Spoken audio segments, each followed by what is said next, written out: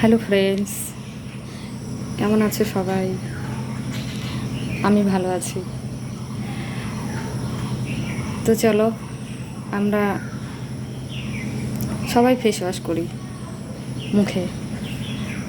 তো অনেকেই অনেকভাবে করে।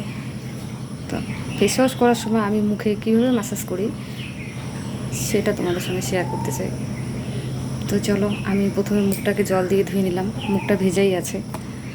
হাতে একটুখানি ফেস ওয়াশ নিয়ে নেব। এবার এটাকে চার আঙ্গুলে, চার চার আট আঙ্গুলে এভাবে এটাকে র্যাপ করে নেব। দিয়ে মানে দেখো, 1 থেকে 1.5 মিনিট আমি কী করে ম্যাসাজ করি।